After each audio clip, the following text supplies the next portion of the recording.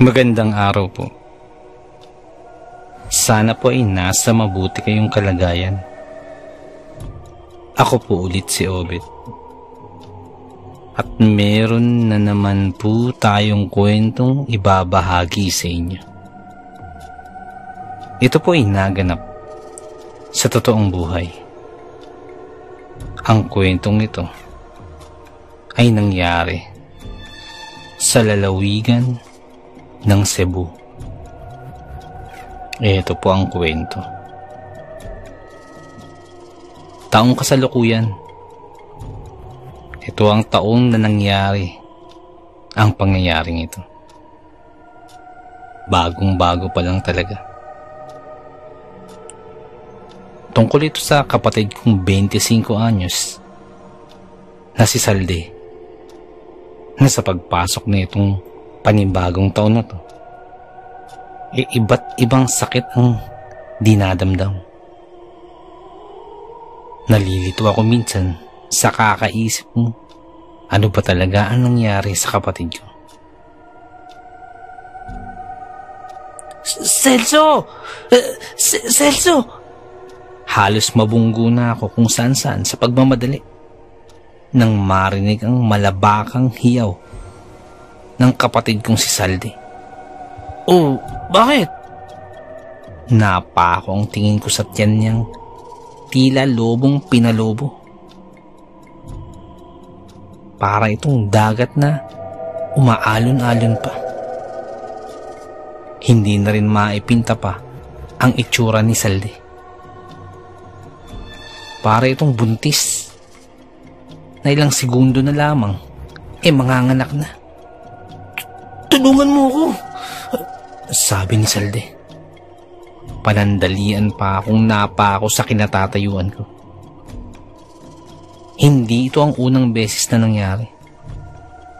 Noong nakarang linggo pa, itiniis niya ang napakalaking bukol sa likuran ng kanyang liig na nagpapahirap sa kanya. Nitong nakalipas na 3 araw din, ay hindi ito makatayo sa higaan dahil ang mga binti niya ay tila prutas na napasobra sa hinog. Hindi pa mapigil-pigilan ang pagdurugo nito. Kahapon lang din, halos maging kalansay na siya sa sobrang paglabas ng kinain. Kahit na 1 kutsara pa lamang ang naisusubo niya. Ilang plato naman ang isinuka niya. Hindi ko matukoy kung ano ang nangyari sa kapatid kong ito. Pero sigurado ako, ikinarma na to sa sobrang babaero nito. Ayan na!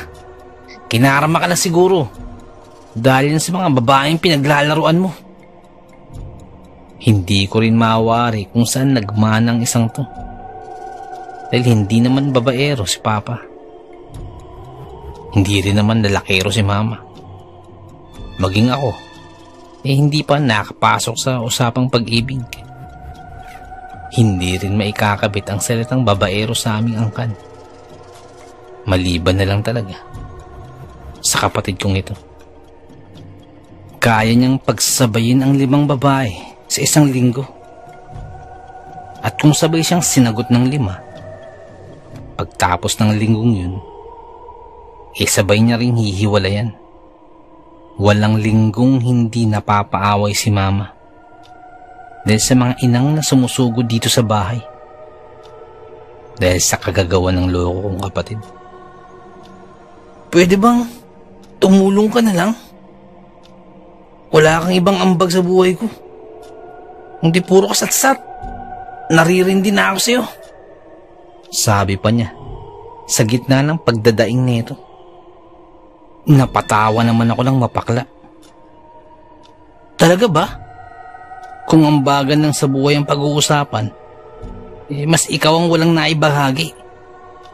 Parwisyo ka lang sa pamilya natin. Ganti ko naman. Tumigas ang mukha niya at magsasalita na sana nang pumasok si Mama at may daladalang kung anong halaman. Napaiwas naman ako ng tingin. Sabay dakdak. Talaga ba, ma? Nagmukha ng gubat tong bahay natin sa kadadala mo ng kung ano-anong halaman.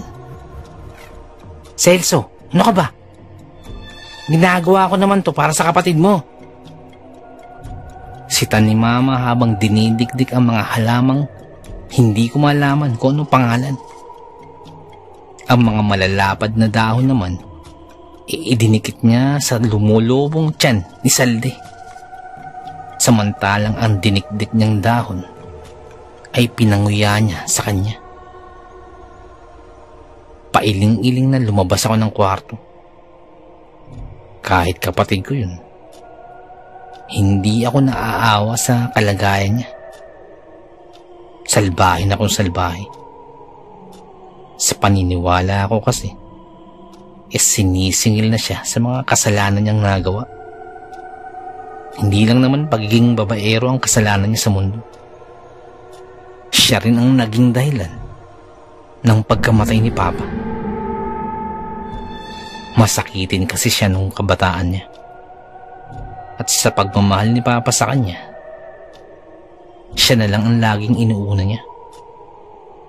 Napabayaan na ni Papa ang sarili sa pagbuhos ng lahat ng atensyon kay Salde. Hanggang sa siya na ang nagkasakit at huli na nang malaman namin. Siya ang responsable sa paningin ko sa pagkawala ni Papa. Ipinuwesto ko ang sarili sa harap ng mesa sa labas, saka nagtimpla ng kape. Celso! Halos matapon ang tinimpla ko sa pagkagulat. Manong Pedroso, kayo lang pala. Nakakagulat naman po kayo, sabi ko. Umupo naman siya sa tapat ko at nag-umpisang magdaldal. Ano naman bang nangyari kay Salde? At gano'n na lamang ang pagkataranta ng mama mo sa pangunguha ng mga halamang gamot. Humigop muna ako ng kape bago ko sinagot si Mang Pedroso. Manong, nagsimula na kasi magbayad si Salde ng kasalanan niya. Kaya ayun, panibagong paghihirap na naman ang kinahaharap. Natahimik ang matanda na tila ba nahulog sa malalim na pag-iisip. Ipinagpatuloy ko naman ang pag-inom ng kape. Hindi kaya nakulam ang kapatid mo na yan, Celso? Ako naman ang natigilan sa sinabi ni Manong Pedroso. Kulam? Totoo ba talagang mga ganyang bagay? 2022 na po. Hindi ko lang kung saan yung kinukuha yung mga ganyang impormasyon nyo. Natatawang sabi ko. Kung may kulam-kulam man, marahil sa kapanahunan nyo po yun. At hindi na sa makabagong panahon ngayon. Dagdag ko pa. Yan na nga ang problema. Dahil ang kabataan sa panahon ngayon ay hindi na naniniwala sa mga salita namin. Dismayadong sagot ni Manong Pedroso. Celso, hindi normal at hindi biro ang paghihirap na nararanasan ng kapatid mo. Lalo na't sa iba't ibang uri ng pasakit na nilalabanan niya. Ay naku, Manong Pedroso. Malapit nang gumabi. Umuwi na lang po kaya muna kayo. Pagkataboy ko rito. Kulam-kulam. Ang pinagsasabi niya itong matandang to. Naiwan niya atang pag-iisip sa makalumang panahon. Tatalikod na sana ako nang hilahin ni Manong Pedroso ang braso ko paharap sa kanya. Iyan din ang rason kung bakit namatay ang papa mo. Hindi mo ba alam? Makahulog ang sambit ni Manong Pedroso. Ano pong sabi niyo? Nagtataka kong tanong pabalik. Nakulam ang papa mo. Napapansin kong may kakaiba sa papa mo. Kaya nang makakuha ako ng pagkakataon, inanyayahan ko siya sa bahay ni paring Tonyo. Natukoy ni pare ang iniindang sakit ng papa mo. Hindi ito normal na sakit ng isang tao. Nakulam ang papa mo. Sinabihan namin siya sa mga nararapat niyang gawin. Pero isinawalang bahala niya ang mga bili namin dahil hindi siya naniniwala. O anong kinalabasan? Namatay siya. Teka nga po, Manong Pedroso. Binawi ko ang braso ko sa pagkakahawak niya. Namatay si Papa dahil may cancer siya. At hindi dahil sa lintik na kulam na yan. Celso! Celso! Napalingon naman ako sa bahay nang umalingaw-ngaw ang sigaw ni Mama. Nagmamadaling pumasok ako. Bakit po? Halos bumaliktad ang sikmura ko nang makitang nagsilabasan ng mga uod sa tiyan ni Salde. Nahinang-hina na sa mga oras na to habang nakaratay. Celso, ang kapatid mo. Napatangan na lang ako sa aking kinatatayuan. Mas lalo pa akong naging estatwa nang may napakalaki at napakahabang ahas na lumabas mula sa bibig ni Salde.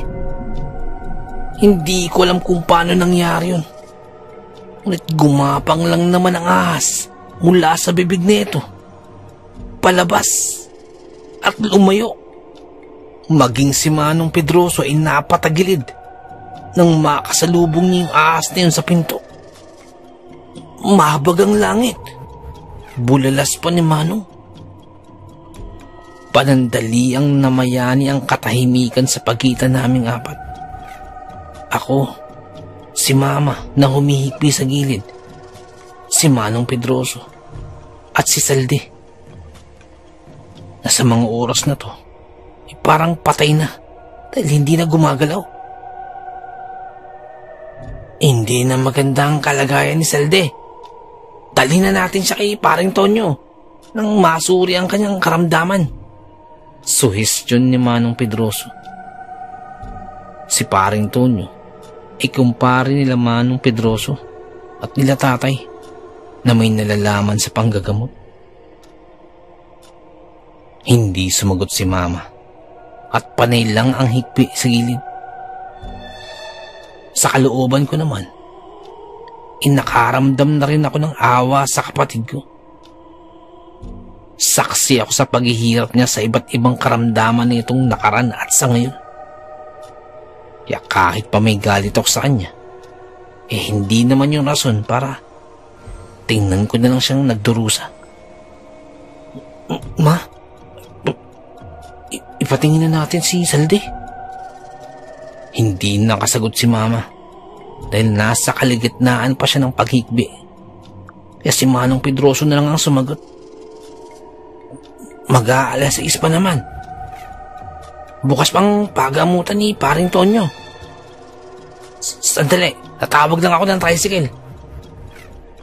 Pagkatapos niyang sabihin yun, nagmamadali nang lumabas si Manong Pedroso. Inayusan ko naman si Salde nang masusuot niya ito. At nang makabalik na si Manong Pedroso, kasama na ang tricycle, itinahak na namin ang daan patungo dun kila Mang Tonyo.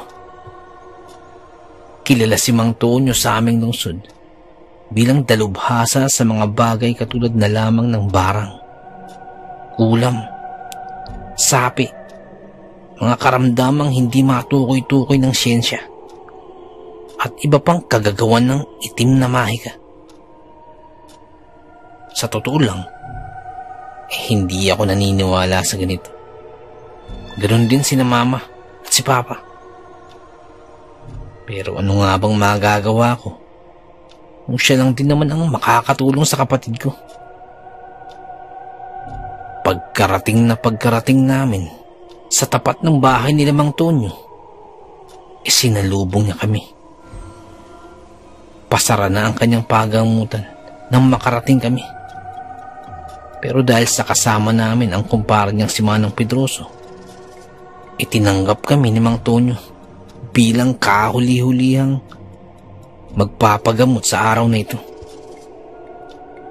Nang maihiga si Salde sa higaang gawa sa kawayan, agad siyang sinuri ni Tonyo. Habang ginagawa ang proseso, hindi ko maiwasang tingnan ang bawat sulok ng kanyang bahay pagamutan. Napakaraming garapong na may iba't ibang laman. Meron ding mga tangkay na mga halamang gamot, mga buto, mga pangontra at iba pa. Masasabi kong napakahusay nga niya sa larangang ito dahil sa mga kagamitang nakikita ko.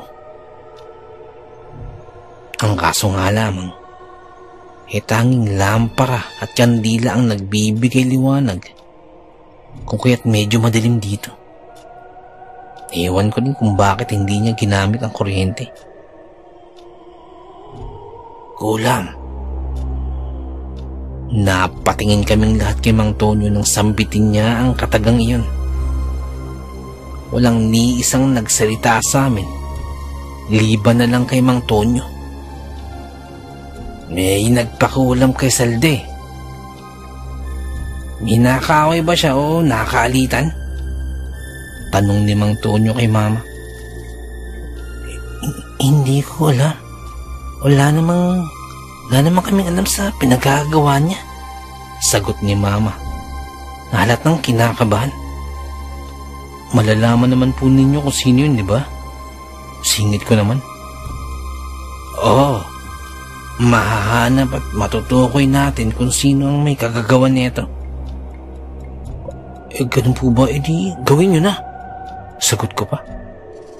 Tumalima naman si Mang Tonyo at nagsagawa na naman ng isang ritual. Tahimik lang kaming naupo sa kanyang harapan at pinanunod siya sa kanyang ginagawa. Habang sa gilid naman namimilipit na si Salde dahil sa paglaki ng tiyan nito. Makalipas ang ilang minuto, ibinulat na ni Mang Tonyo ang kanyang mga mata. Kakilala lang ninyo ang kumulam kay Salde. Pagkukumpirma pa ni Mang Tonyo. Pagtataka naman ang gumuhit sa pagmumukha namin ni Mama nang marinig ang sinabi ng matanda. Sino naman? Wala akong maisip sa pamilya namin na gumawa nito.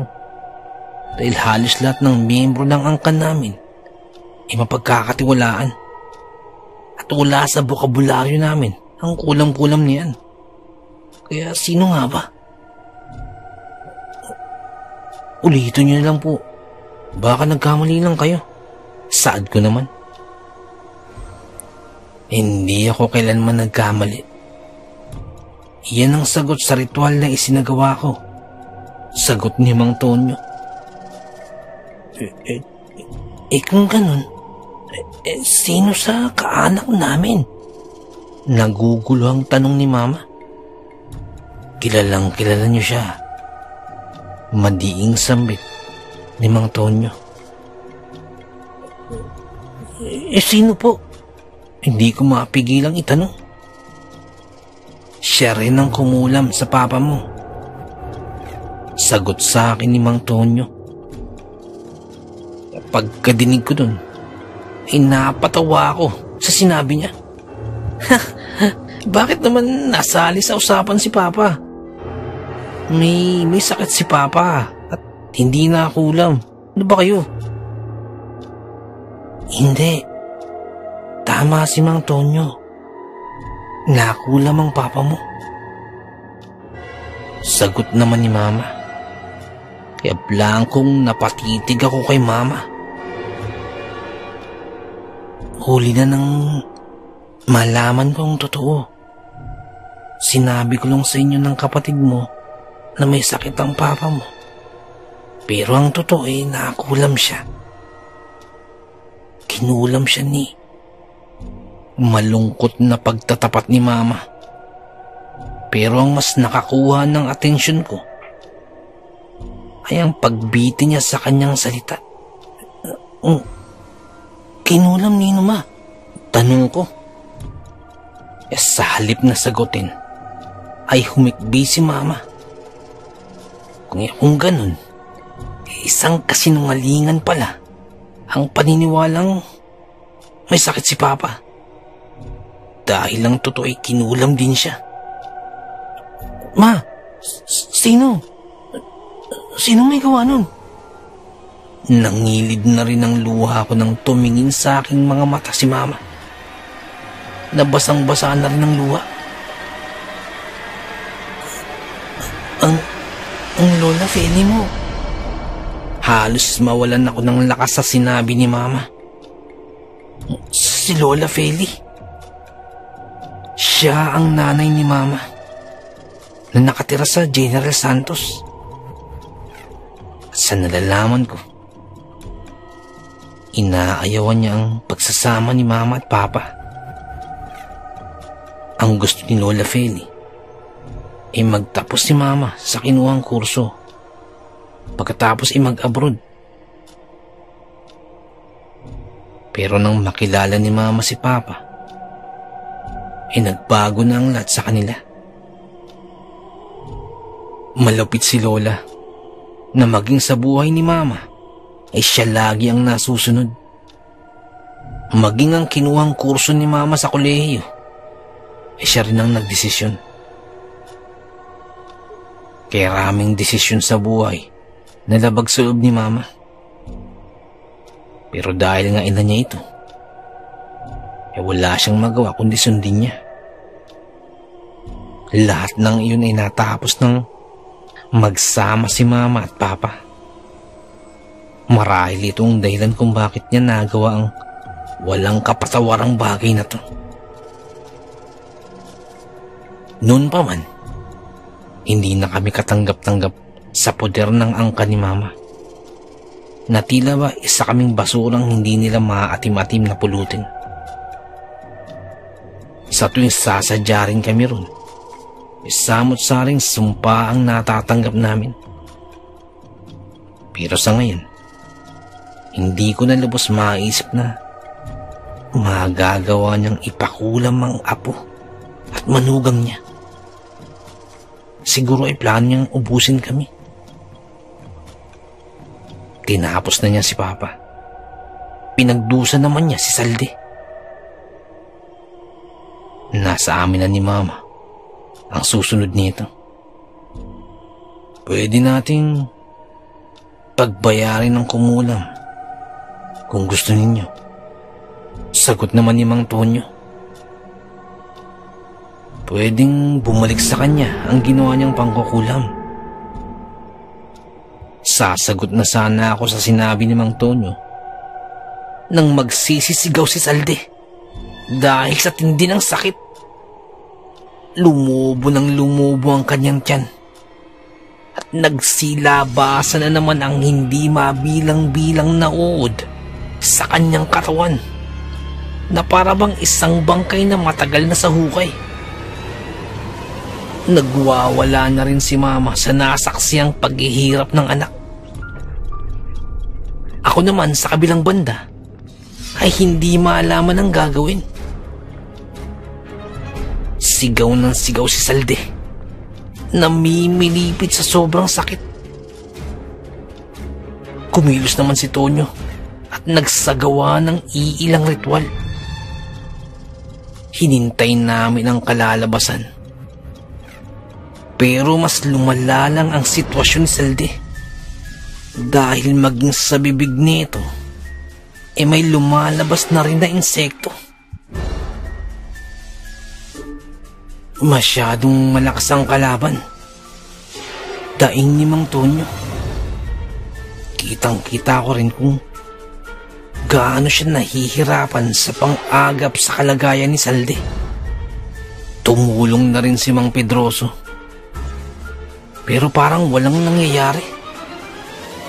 Panay dasal si Mama habang yakap-yakap ako.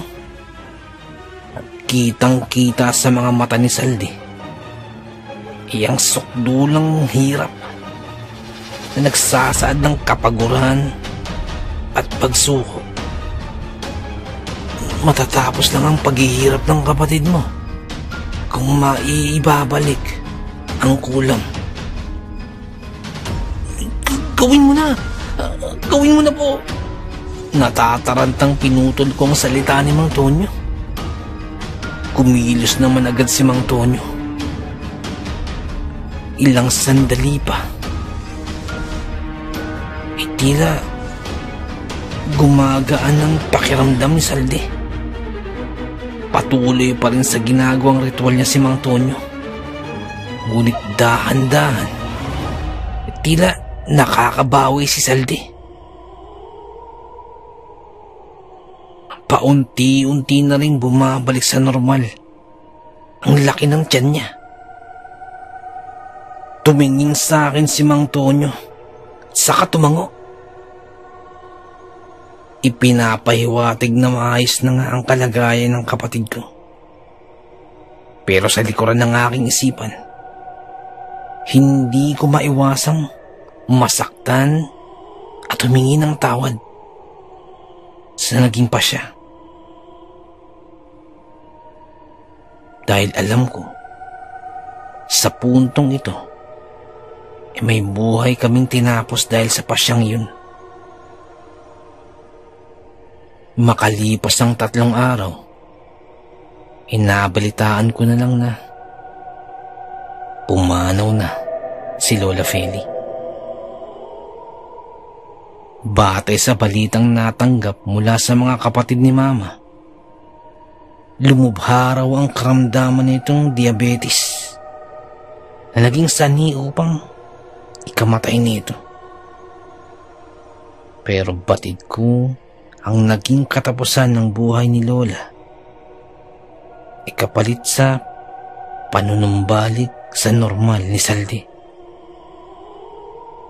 Natapos nga ang paghihirap ng aking kapatid. Winakasan naman ito ang buhay ni Lola, na siya ring naging dahilan ng punot dulo ng lahat ng pangyayari. Napakahiwaga ng ating mundong ginagalawan. Napakaraming bagay ang mahirap ipaliwanag, pero nagaganap. Hanggang dito na lamang po. Salamat po sa pakikinig. Magandang araw po.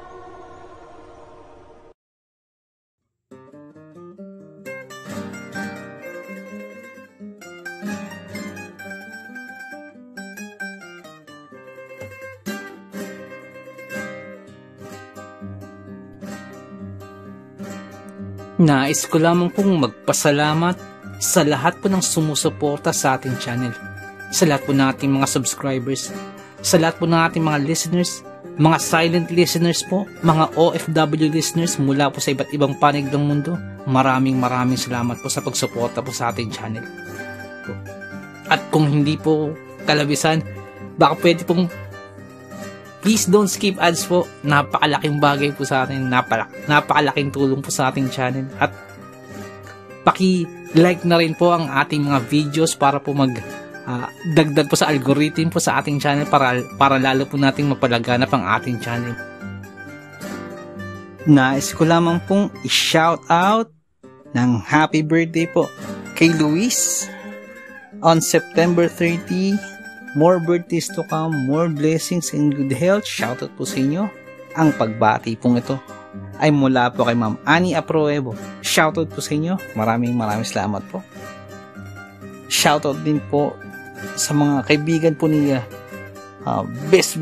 Boss Benji na sila Rudy the Boy Valera and family, Ritz Consulta and family, Sir Christian Vergara and family, kay Kaeman Cueto and Ariel Cueto and family, Rodelio Jelay Maglinaw and family, Ted Williams Amutan and family, Fascio Hernandez and family, at sa Dangkalan family, sa Three Angels ni Boss Benji na sina Eliza Bryce, Aliyah Briel, Olivia Noreen Elise, at kaya Ma'am Maylin Dangkalan, asawa po ni Boss Benji. Shoutout po sa inyo. Maraming salamat po. Nais ko lamang pong i-shoutout si Boss Jing Fuenzalida, isa po sa ating mga silent listeners. Maraming salamat po, boss, sa pakikinig. Shoutout po sa inyo. Nais ko lamang pong i-shoutout si Boss Ariel Del Mundo. Boss, shoutout po. Kay Boss Fremogi De Vida, shoutout po. Maraming salamat po sa pakikinig. Kay Boss Hads, dyan po sa may Saudi, shoutout po sa inyo, boss. Ingat kayo dyan palagi. Shoutout po sa Villaruel family, dyan po sa may San Jose del Monte, Bulacan. Shoutout po sa inyo. Maraming salamat po sa pakikinig. From Boss Rene Villaruel, boss, shoutout po. Shoutout din po sa Pan de Pain Bake Shop at Trento, Agusan del Sur. Ang shoutout pong ito ay mula po kay Boss Robin Salvador, boss, shoutout po. Kay Boss Marlon Bagonbon, boss, shoutout po. Kay Boss Roel Muwalya, boss, shoutout po. At kay Mr. Anton Nakan at kay Mr. Norbayan Gumilong, shoutout po sa inyo. From Boss Gino din, shoutout po sa inyo. Ang furniture shop ng San Martin, Angon, Rizal, shoutout po sa inyo dyan. Ang shoutout pong ito mula po kay Ma'am Arlene Malate, shoutout po. Shoutout din po kay Boss Ronnie Roldan, boss, shoutout po.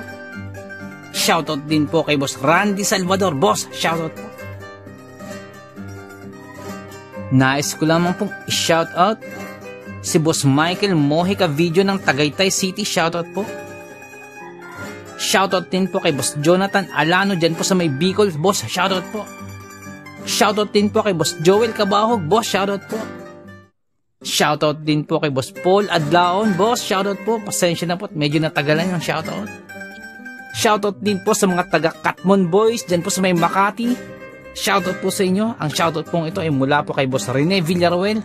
Shoutout po. Shoutout din po kay Jepoy, kay Jessa, at kay Fritz. Ang shoutout pong ito ay mula po kay Ma'am Annabeth Apruebo. Shoutout po sa inyo. Shoutout din po kay Boss Bulag na Anghel, boss, shoutout po. Maraming salamat po. Si Boss Jimmy Kua, shoutout po sa inyo. Maraming salamat po sa pakikinig. At shoutout din po sa may Samahang Maralita, sa mga tagapakinig po dyan. Maraming salamat po. Shoutout din po kay Boss Jesse Manresa at sa misis po ni Boss Jesse.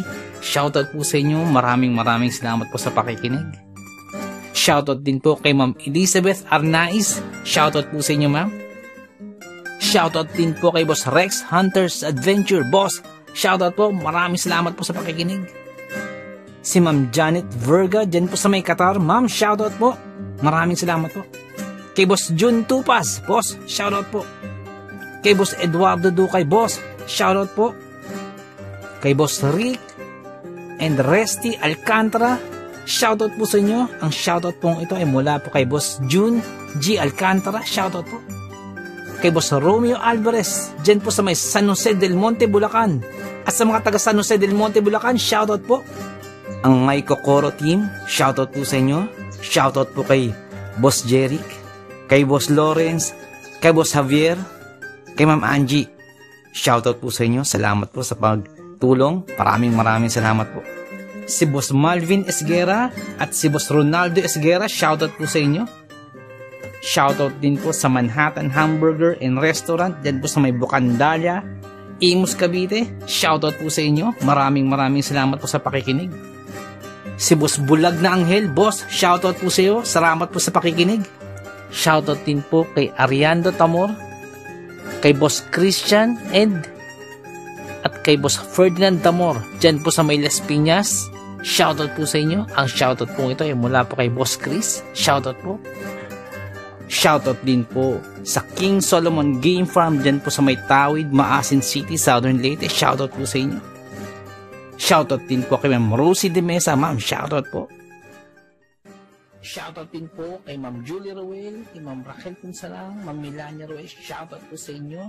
Sa family niyo po, shoutout po. Tapos Loreto Ihaan Jr., shoutout po. Sir Ron Pilapi, dyan po sa Kentucky, shoutout sa inyo. Tapos Leah Estoque, shoutout. Tapos Edison Velasco, shoutout. Boss Rodney TV, may time po kayo, bisita na po channel po ni Boss Rodney TV. Vlogs niya po sa mountain bike. Shoutout din po kay Boss Red Rosal. Nag-livestream po si Boss Red every Wednesdays, Fridays, and Sundays. May time po kayo, bisita na po sa channel niya. Boss Lady B, 73 dyan po sa Texas, shoutout po. Boss Ed Uy, shoutout po. Boss Dimples Yumi, boss, shoutout sa iyo, boss. Ma'am Liza Arcega, shoutout po. Ma'am Ivy Standian, shoutout po. Boss Rochelle Abillar, may time po kayo, bisita na po sa channel po. Rochelle Abillar po. Ma'am Melanie Passion, shoutout. Ma'am Milagrosa Look, shoutout. Boss Nonoyski, shoutout sa iyo, boss. At yung BFF pala ni Ma'am Jane, si Boss Hershey, shoutout sa iyo. Boss Miles, shoutout po. Boss Lord Olivar, shoutout po. Boss Rexy Ann, shoutout po. Boss Jesse Joshua Castillo, shoutout po. Ma'am Maya Flores, shoutout po. Boss Queenie, shoutout po. Boss Alberto Liano, shoutout po. Ma'am Michelle Cedron, shoutout po. Ma'am Susan De Los Santos, shoutout po. Boss Ron and Ma'am Lenny Fish, shoutout po sa inyo. Sir Reynaldo Silong, shoutout po. Ma'am Charlene Gumansing, shoutout po. Boss Psychic Scorpio, shoutout po. Ma'am Marianita FL, shoutout po. Boss James Channel, may time po kayo, bisita na po channel po ni Boss James. Ma'am Maribel Salcedo, shoutout po. Boss Vinci Maya, boss, shoutout po. Boss Leonardo Manalo, shoutout po. Boss Yumi Cotton TV, shoutout sa iyo, boss. May time po kayo, bisita na po sa channel, Yumi Cotton TV. Boss Yoreski Escalona, shoutout sa iyo, boss. Boss Jopay Bertuto, boss, shoutout sa iyo. Ate Peng, shoutout po. Ma'am Elaine Almera, shoutout po. Boss Supremo Proxky, dyan po sa Cavite, shoutout sa iyo, boss. Ang Bless na Baka, shoutout po. Ma'am Christian, dyan po sa Hamburg, shoutout po. Kaya, Sir Alex of Southern Mindanao Creepy Experience, shoutout sa iyo, sir. Boss Jimmy Pandong, shoutout po. Kay Tata Estong Nestor Bauyon, dyan po sa London, shoutout po. Ma'am Mary Asilar, shoutout po, dyan dito sa UK. Boss Edward Malilin, boss, shoutout po. Boss Raymond Glover, shoutout sa iyo, boss. Ma'am Eliza Miguel, shoutout po. Shoutout po kay Boss Ricky Gonzalez, kay Boss Bobby, kay Ma'am Milagros Gonzalez, kay Sir Romeo, shoutout po sa inyo. Boss Sai 1986 Vlog, may time po kayo, bisita naman sa channel, Sai 1986 Vlog. Boss Young's Life, shoutout. Boss Russell Ferreira, shoutout. Boss M. Snack, shoutout. Miss Jabel, shoutout po. Boss Choji D, shoutout. Ma'am Liza Arcega, shoutout po. Ma'am Selena Rawato, shoutout po. Boss Francis Maula, shoutout po. Boss Stacy Vlog, dyan po sa Spain, shoutout po. Boss Mary Tales, may time po kayo, bisita na po channel po ni Boss Mary Tales. Ma'am Mirna Buo, shoutout po. Boss Kamandag Pigeon TV, mahilig po sa kalapati, bisita po sa channel po ni Boss Kamandag Pigeon TV. Ganun po kay Boss Titan Love TV. Boss Diggy and George, mahilig po kayo sa bedtime stories, bisita na po sa channel po nila. Boss Horseshoe TV, mga vlogs po nila sa Japan, bisita na po sa channel. Boss J. Palo, shoutout. Boss Pedro Tampo, shoutout po. Ma'am Maria Lizel Barro, shoutout. Ma'am Aubrey Delgado, shoutout sa iyo, ma'am. Sa family po, sa husband niyo po. Boss Camilo Aroy, boss, shoutout sa iyo dyan, sa mga taga Southern Leyte. Kay Boss Jesse ang Manuel at Horror Stories, may time po kayo, bisita na po sa channel niyo. Boss Nico, shoutout sa iyo, boss. Boss Ron Misa, shoutout po. Ma'am Erika Tijano, shoutout po. Boss Angie Tatifuco, shoutout po. Ma'am Ana Sato, shoutout po. Ma'am Eli Cono, shoutout po. Boss Freya Sword, shoutout sa iyo, boss. Boss Resi Madrid, shoutout po. Lutong Bahay ni Ming, shoutout po. Boss Wences 666, shoutout po. Boss John Reynal Zacati, boss, shoutout. Kay Ma'am Lea Velasquez, shoutout po. Kay Ma'am Shirley Carillo, shoutout po. Sa mga hindi po nabanggit, pasensya po, bawi po ako next time. Kung naibigan po ninyo ang ating kwento, pakihit lang po ang like button, pati din po subscribe. Pakiclick na rin po ang notification bell para updated po tayo sa ating mga kwento. Kung may nais po kayong sabihin, pakiiwan lang po sa ating comment section. Maraming salamat.